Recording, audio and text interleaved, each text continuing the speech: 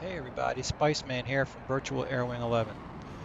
On this short video, we'll talk about intercept geometry in the Tomcat and a little bit about intercept tactics. Let's get started.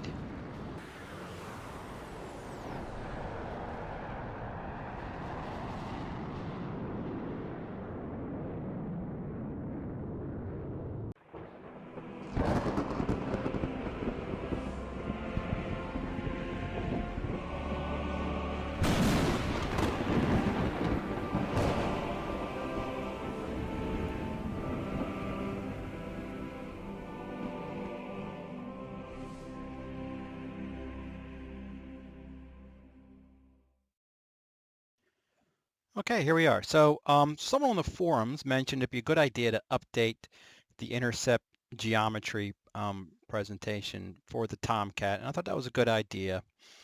The AUG9 does not give you the same information that the radar in the Hornet does, but we can still derive what we need to perform a good intercept. Remember, a good intercept is one where we arrive at 10 nautical miles from the intercept point with 40,000 feet of lateral separation.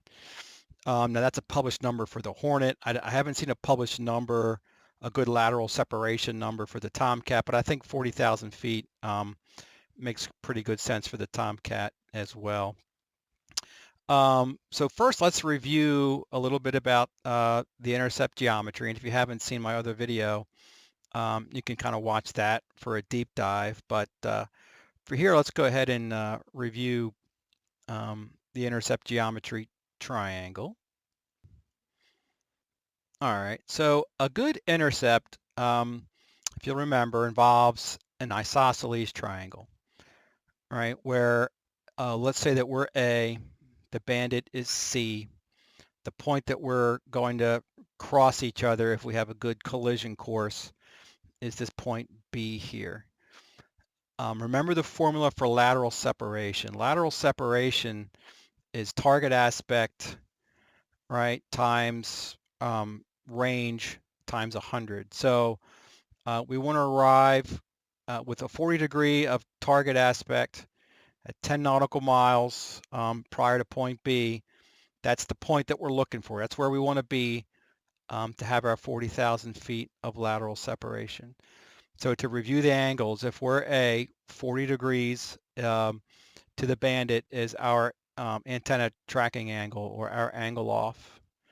From the bandit heading towards point B, 40 degrees to us, this angle is the bandit's target aspect.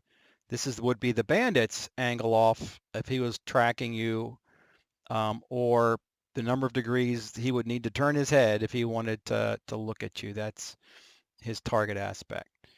A good intercept is an isosceles triangle where our angle off and the bandit's target aspect are the same, and we want them at both at 40 degrees. Now the Hornet gives us this target aspect, but the Tomcat does not. But the Tomcat gives us something equally good, I would say, which is a top-down view on the TID. If we go to ground stab on the TID, we get that top-down sort of God's eye view. And with our Mark 1 eyeball, right, we can establish this angle.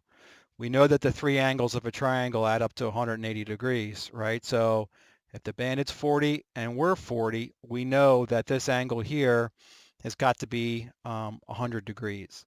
And we can visualize this on that top-down display on the TID.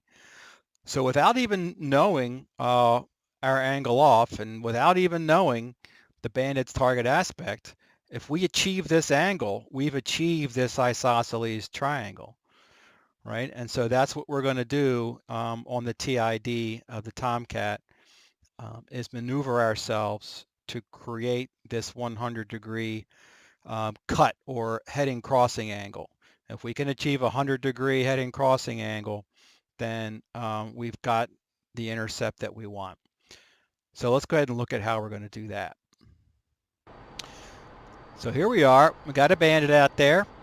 I'm in range while search. Don't have a track file yet. We'll go ahead and IFF them, and we're getting a friendly IFF. So let's go ahead and label this guy as a friendly.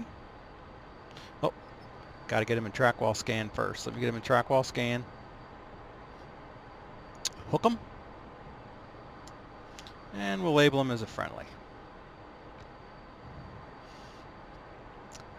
And what we'll do is we'll go look at our ground stab and see what kind of a geometry that we have here. Let me move myself over to the right. I'm using my HCU offset function to reposition. If I click somewhere and then hit HCU offset, which is this top button here, it's going to move that new spot to be the center of my display. Right, so I want to move myself over a little bit. And I'm going to enable the launch zone display, which just gives a longer vector on my bandit here. So if you look at what we got here, we're nearly head on. We have a very low target aspect to our bandit. So if we want that nearly 100-degree heading crossing angle, I got to be out here somewhere, right? Imagine an isosceles triangle with a 100-degree crossing angle. I should be out here somewhere, right? So we're going to go ahead and take a heading cold heading, and we're going to head out this way, and we're going to build lateral separation, and we're going to build and achieve that 100-degree heading crossing angle. All right, so let's do that. I'm going to tell Iceman here. Freeze my headset so I don't drive you guys crazy. I'm going to set heading relative, and I'm going to have him head off right 45 degrees. Copy that.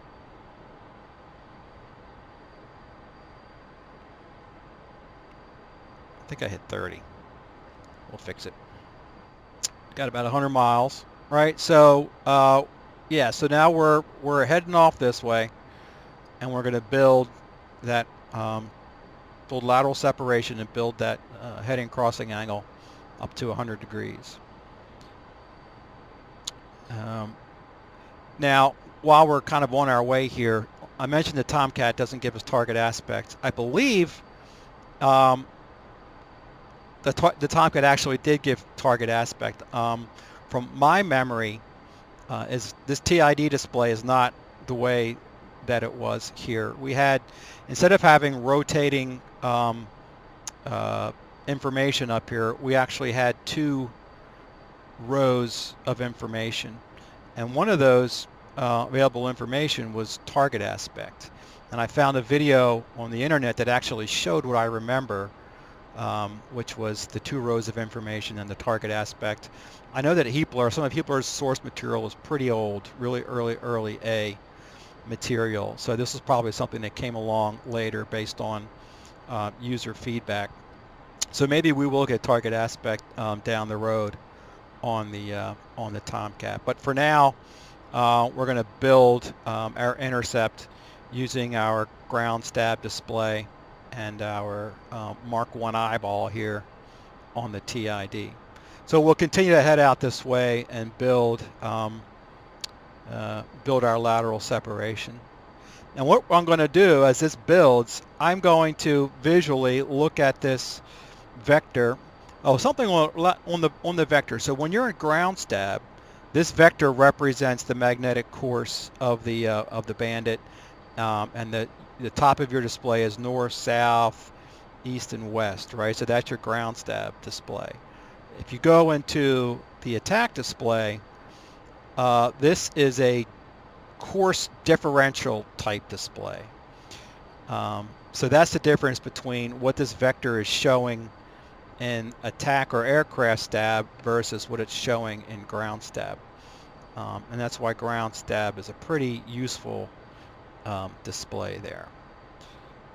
So we'll go ahead and keep building on this guy. And what I'm doing as we build this angle here, I'm visualizing this vector. I'm mentally bringing it out to the point where it's halfway in between me and the bandit, and then I'm visualizing the angle that I've got. So right now it's actually crossing my antenna azimuth here at about halfway between me and the bandit.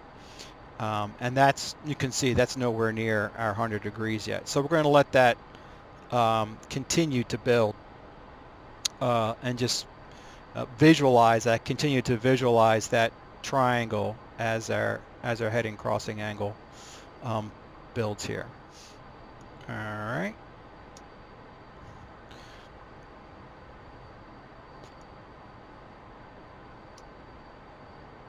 Now I'm going to have Iceman turn a little bit left because we're getting a little bit too close to my, I'll have him come left, and we'll have him come left 10 degrees. You got it.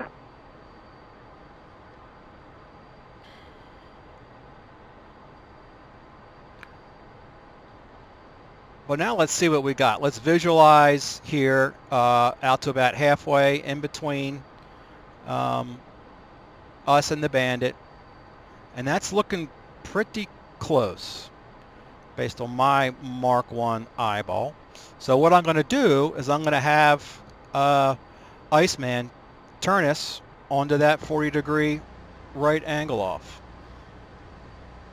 Roger that. I'll have to give him a couple commands here. But I'm going to have him turn and give us a 40-degree right offset.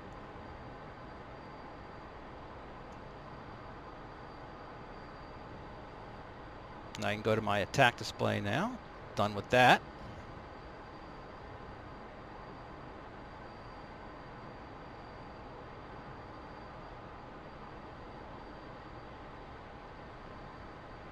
I'll give him another one. You got it. And then after we get to that 40-degree right offset, I'm going to look at drift. Right, drift becomes the next important thing after that.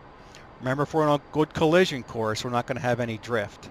We'll be a 40 degrees right angle off without drift. If I have, I'll analyze my drift, and I'll give a correction. And I want that correction to be, as far out as I can. Let's see. Needs to go another left 10, doesn't he? Left 10. I'm on it. Maybe another left 10 again, huh? You got it.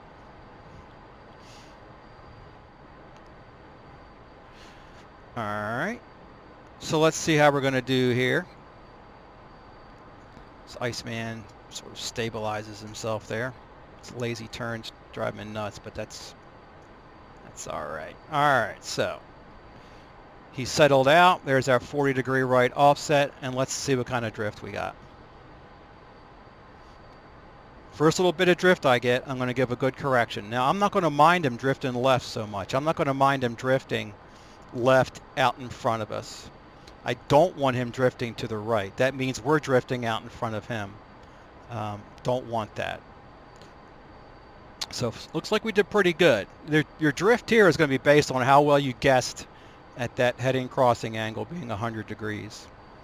All right. So we're in 20 miles, and I'm not seeing any drift. So I think we did pretty good. A little drift to the left, which is fine. I'm okay with that. Like I said, I'm okay with him drifting right to left out in front of us. I do not want him drifting to the right, which means we're drifting out in front of him. So there he is coming into view there, off to our right. At 10 miles, we do a stern conversion, but we'll just let this continue to develop, and we'll see how we did. Did I put my pilot into a good position to do a stern conversion?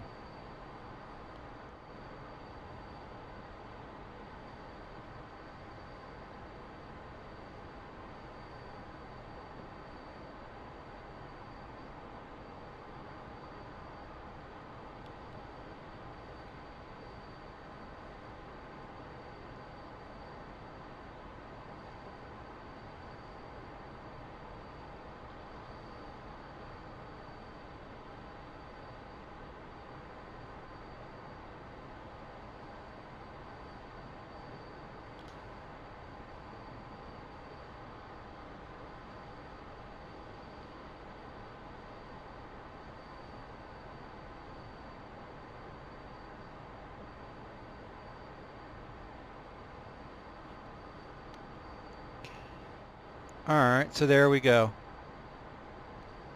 We're crossing between 2 and 3 mile separation. I think we put ourselves in a pretty good position on that intercept. So that is how I judge a good intercept and create good intercept angles in the Tomcat using that ground stab on the TID. That was a low aspect intercept. Let's go ahead and look at a medium target aspect intercept. All right, so here we are. We got a bandit out there. I'm in range while search. He's nice and bright. Let me IFF him. Another friendly. I'm going to put him in track while scan. I'm going to hook him. And I'm going to come down here to my computer address panel. And I'll make him a friend. And let's go look at our geometry shaping up here. Get me off the center. All right, so extend his vector there. A little over 100 miles. Now, let me pause and we'll look at this. All right, so I have less than, if I visualize this vector out to halfway between us, we're probably looking at what, 50 degrees or so of a heading crossing angle there. So instead of turning out cold from them, what we're going to do is I'm just going to turn parallel, right? And we'll come here and parallel them till we get out here, and we get a good heading crossing angle, and then we'll turn into our 40-degree offset there. So that's what I'm going to do for a setup like this. If I've already got good lateral separation, but I don't have my heading crossing angle yet, I'm just going to turn parallel to them. And I'm going to turn about 45 degrees off to the right here and parallel. His course, let me unpause it. So he's on a course of 130, so I want to turn about 310 or so to parallel him. So I'll just go ahead and turn this right 45 degrees. Let me freeze my headset here, unpause it. Right 45. Roger that.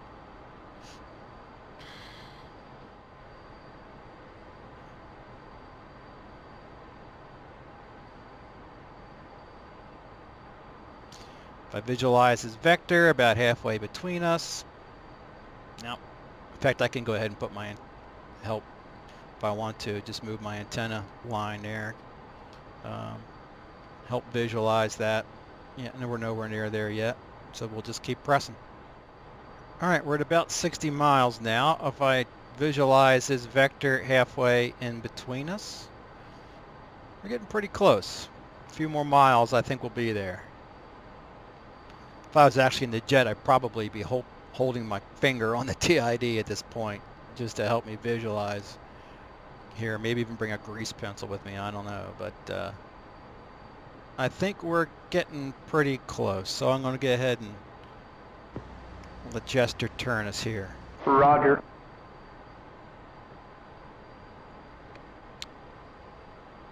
You can see that his velocity vector was straight down, right? When we were parallel course with him, his velocity vector was straight down. So we had a zero course differential there.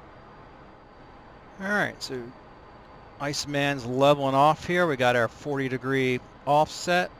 And as soon as he gets level, let's see what kind of drift we're going to have.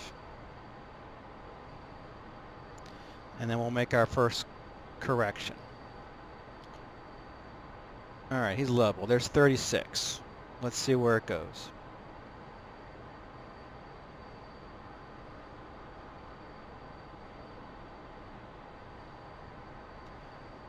Holding at 36. 34, 37. All right, he's drifting to the right. I don't want that. All right, so I'm going to go ahead and do a correction. I'm going to have him come right 10 degrees. Copy.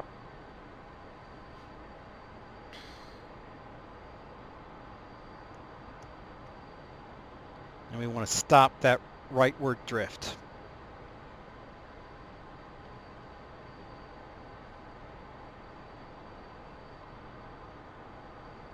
I don't have a great angle off here, but that's okay. I don't want him drifting off to our right. I don't want to be drifting out in front of him. So now we have a 25-degree right offset. 23 miles. All right, he's drifting a little to the left now, which is okay. I'm okay with that.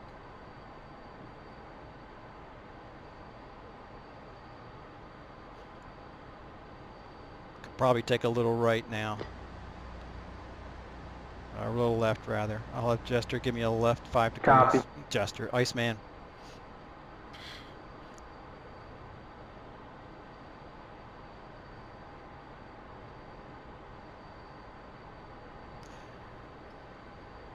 And we should see no drift, and he shouldn't be moving on my canopy. And then we'll know we have a good intercept going here.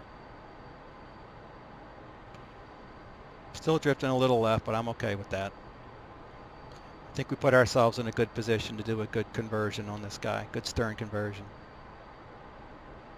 Just can lock him up in pulse, because I know we're going to be losing closure on him. All right, you could be the judge. I think we put ourselves in a pretty good position to convert on him. It's not as deterministic as it is in the Hornet with the target aspect, but it does a pretty good job this way.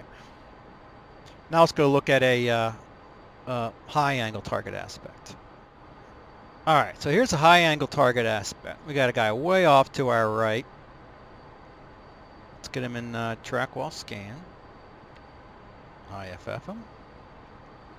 He's friendly.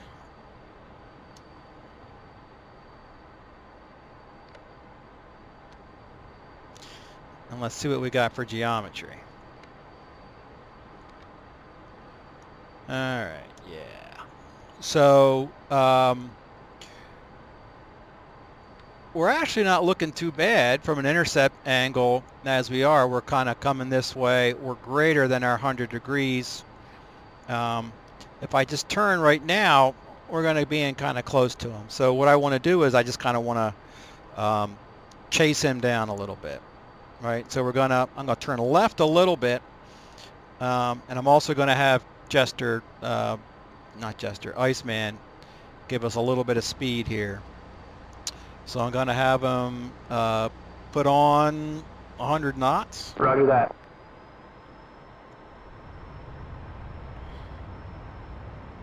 Actually, instead of we'll just go with the speed. We'll see how this works out. Got to chase this guy down. I think if we just with the speed and we're heading out this way, I think we can get to a point where we can turn in on the guy just by kind of chasing him down.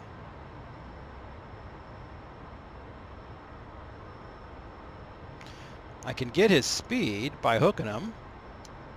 Going to my computer address panel. I didn't show this before. Speed, and he's got a ground speed of 430. All right, we're looking at a ground speed of 600 knots on us right now.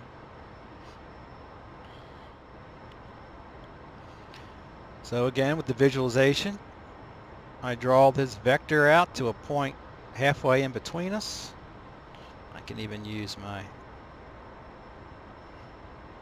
I got my antenna slaved all the way over to the right, so I can't move my antenna anymore. But we visualize that to a point halfway in between us. And can I make a good 100-degree crossing angle? I don't think so, not yet.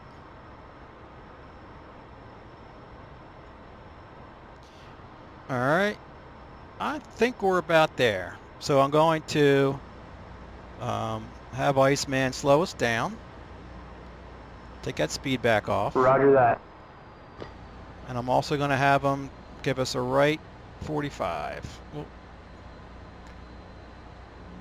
start with a right 30. You got it. That might have been too much. I'm gonna have them hold current. Copy.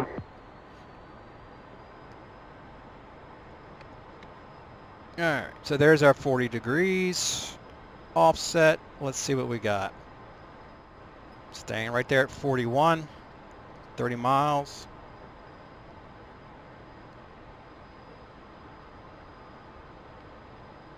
I think he might have done all right with this.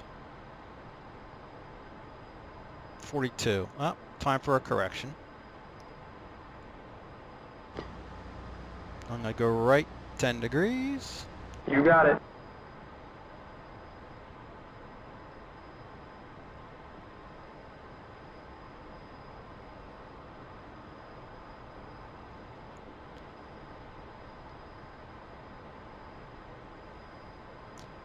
And then I'm going to bring him left 5.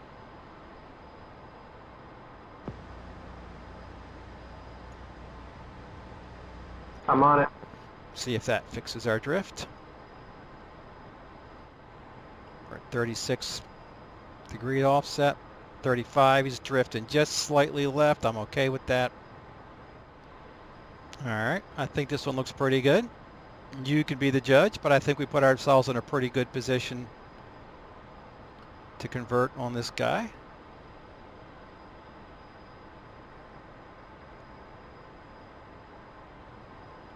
All right, so that's a little bit on intercept geometry using what you have available to you on the Tomcat.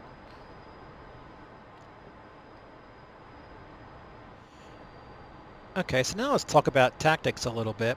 I'm out here looking for a guy. I got a MiG-29 nails out here.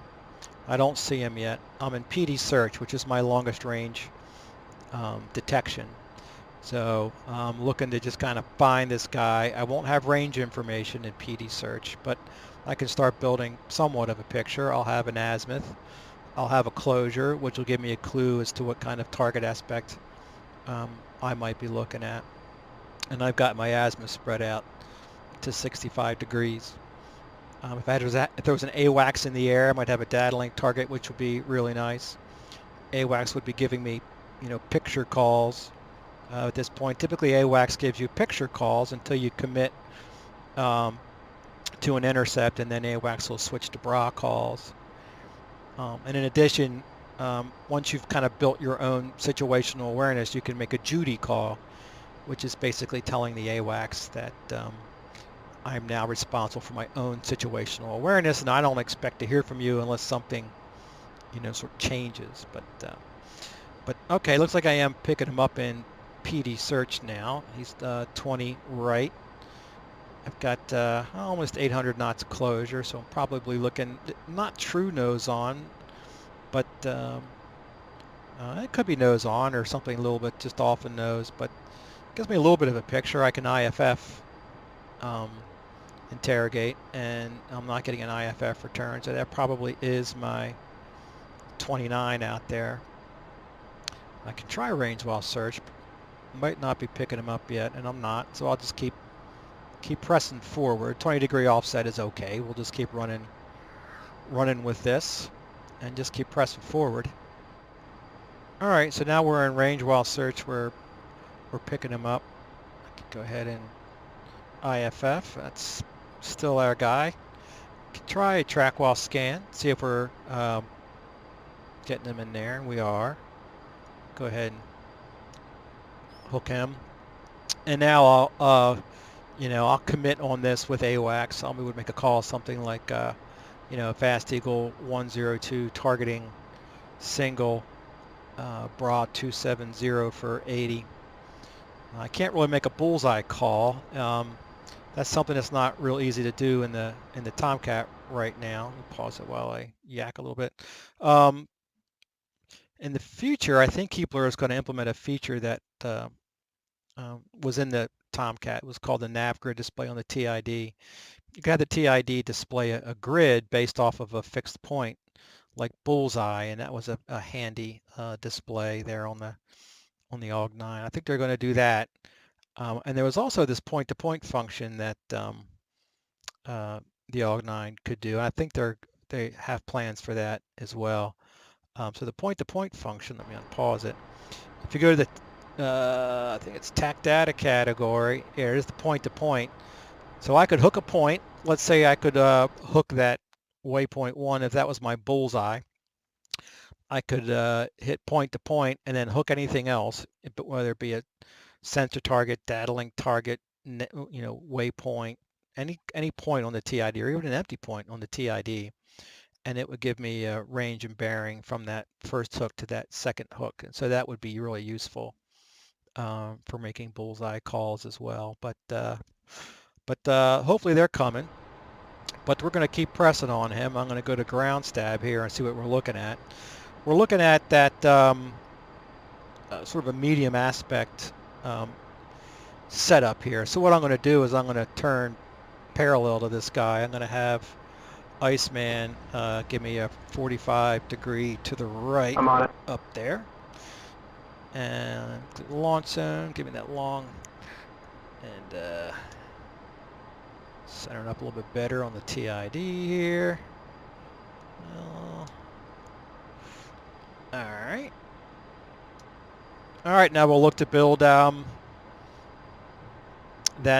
lateral separation. I'm going to look to build that 100-degree heading crossing angle. So we're going to come out here parallel to him. When it looks like I got a good isosceles triangle with a 100-degree heading crossing angle there, then we'll go ahead and make our turn into him. Now I'm also looking for to satisfy my ROE for hostile. So typically we need two factors to declare a contact hostile. A factor is IFF. IFF's a factor. An AWACS declaration is a factor. A hostile action is a factor. If a guy locks me up, if a guy jinks into me, especially, more than once, that's a factor. Point of origin is a factor. If this guy took off from an unknown enemy airfield, that's a factor. A military formation is a factor. If it's two aircraft in formation, that's a factor, right? 737s don't fly in formation. So all those are factors, and I need at least two of those to declare a contact hostile. Right now I just have one, which is a lack of IFF. So we're just going to keep running this intercept, but this guy is not known hostile at this point. If he locks me up, it's game on. If he jinks into me, it's game on. Now I'm going to keep in track while scan. So I'm going to single target track when I reach a point where I think like maneuvering is imminent, or when I'm absolutely certain I've just got a single target out there. Those are reasons to go single target track. I don't want to go sooner than I have to, because track while scan gives me good situational awareness. When I built my own situational awareness, I make a Judy call to AWACS and suspend their bra calls, but it would expect AWACS, if all of a sudden he's breaking out too, that would be a reason for AWACS to call me and say that I'm now looking at a group as opposed to a single. But if I'm pretty sure I'm looking at a single, I can go to single target track. But like I said, I don't want to do it any earlier than I really have to. Now, if we're prosecuting as a section, the way that we typically do it is we reach a point where we sort, typically 60 or 50 miles. We want to do a sort. And what a sort means is that it's sort of establishing who's responsible for who. We sort of have a standard where lead takes lead, wing takes trail. If you're sorting in azimuth, left would take left, right would take the right, and then the wing would single target track, and the lead would stay in track while scan as long as possible, again, to maintain situational awareness as long as possible, with the track while scan gives us. So that's kind of how we do it as a section, but we're going to go ahead and just keep running our intercept. We haven't declared this guy hostile yet. looking to build that that triangle. He's drifting a little right on me. I'm going to go ahead and have Iceman, give me 5 degrees to the right. I'll make it 10 degrees to the Copy. 5. I don't want him to get out of my scan zone here. I guess he wouldn't, but he's doing 128. Our reciprocal would be 310. So I'm gonna let that build. We're almost there. I've got Phoenix on board. Now, typically, I'm not going to launch a Phoenix. We typically try to restrain ourselves to 30, 35 miles with the Phoenix. The Phoenix does not perform great at a range farther than that with a fighter-sized target. But even at 30 miles, you should get the jump on a guy with the Phoenix with a very high probability of kill at that range. So typically hold off on the Phoenix until we can get to 30 miles or so. But I think my triangle's looking pretty good there. We'll go ahead and bring ourselves left 45 degrees.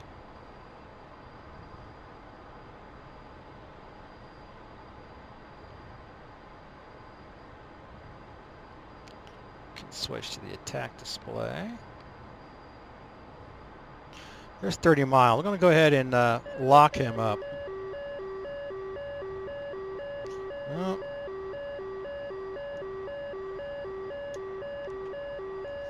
All right, now he's locked me. All right, so it's game on.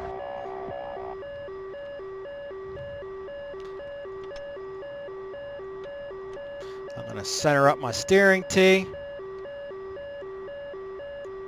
And I'm going to take a shot at him. He's locking us. 12 o'clock.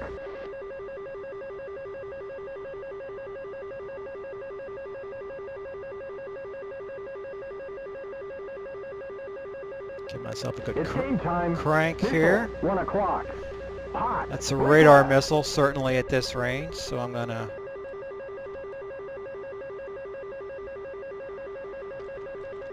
listen to some burner sounds here. All right. There we go. That Phoenix has a good chance of hitting him at that range, so hopefully I'll be all right here. Yep, I think that took care of him. PSTT. Yeah, he's in pieces. Shit, I lost the lock. All right, so that's a little bit on our tactics there. When how we sort, communicate. When to switch to single target track and whatnot. So, all right. So I hope this video helps a little bit, and I'll see you next time.